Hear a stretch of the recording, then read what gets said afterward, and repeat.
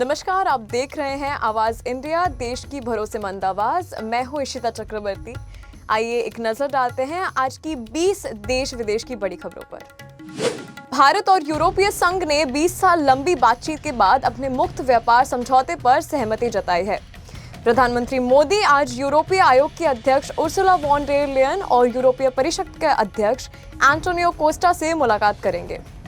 वाणिज्य सचिव राजेश अग्रवाल के अनुसार समझौते की कानूनी जांच चल रही है और सभी औपचारिकताएं पूरी करने पर इस साल साइन और अगले साल लागू किया जा सकता है। गणतंत्र दिवस के मौके पर यूरोपीय आयोग के अध्यक्ष उर्सुला वॉन डेर लेयन ने भारत ईयू रिश्तों को रणनीतिक बताया। उन्होंने पूर्व ट्विटर पर लिखा, एक सफल भारत दुनिया को ज्यादा स्थिर, समृद्ध और सुरक्षित बनाता है। केंद्रीय मंत्री पीयूष गोयल ने इस एफटीए को मदर ऑफ ऑल डील्स बताया।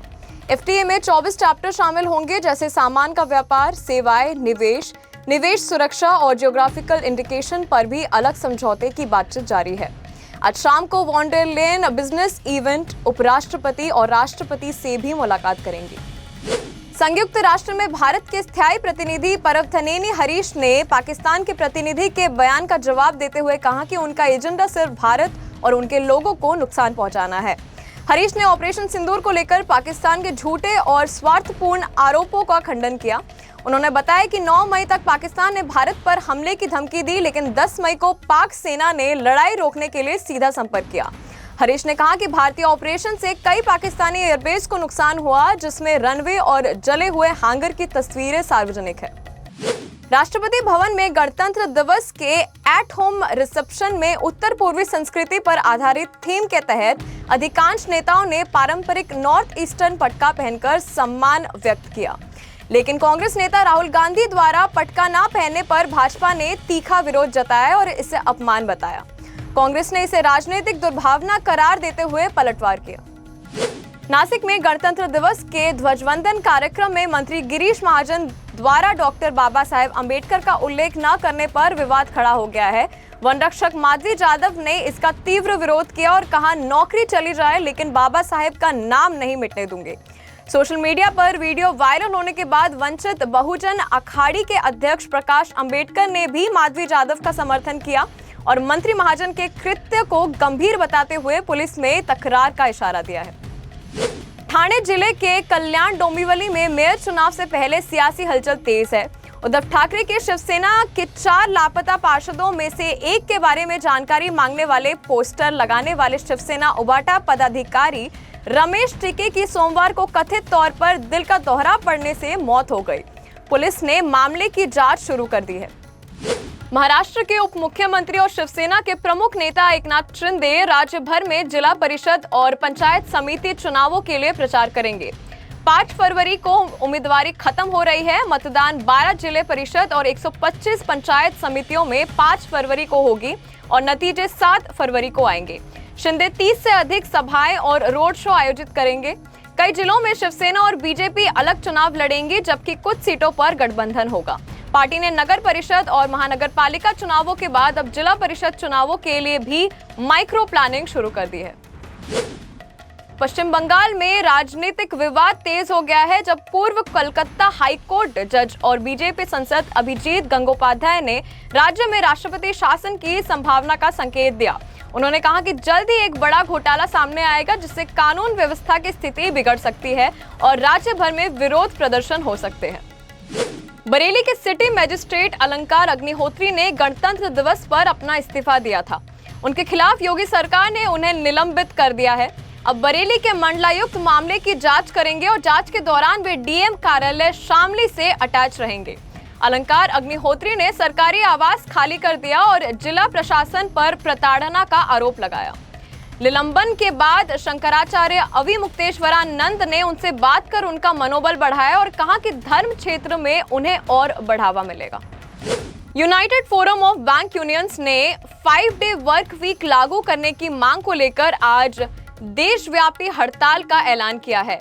ये कदम मुख्य श्रम आयुक्त के साथ 23 जनवरी को सुलह बैठक विफल होने के बाद उठाया गया। United forum of bank unions का कहना है कि मार्च 2024 में वेतन समझौते के दौरान शनिवार की छुट्टी पर सहमति बन चुकी थी और हड़ताल से नुकसान नहीं होगा। हज पर जाने वाले जायरीन अब मक्का मदीना में स्वयं खाना नहीं बना सकेंगे। ये निर्णय सुरक्षा कारणों से लिया गया है क्योंकि खाना बनाने के दौरान आग लगने का खतरा रहता है। ये जानकारी कानपुर तंजिम खुद्दाम अजमीन ए हज द्वारा बासमंडी स्थित हज प्रशिक्षण शिविर में दी गई। उत्तराखंड सरकार ने यूनिफॉर्म सिविल कोड में संशोधन के लिए अध्यादेश लागू किया है। राज्यपाल लेफ्टिनेंट जनरल गुरमीत सिंह की मंजूरी के बाद ये तुरंत प्रभाव से लागू हो गया है। नए संशोधनों में शादी और लिव इन रिलेशनशिप में जबरदस्ती, दबाव या धोखाधड़ी करने वालों के लिए सख्त दंड का प्रावधान किया गया है। इसके अलावा शादी के समय पहचान छिपाने को शादी रद्द करने का आधार बनाया गया है।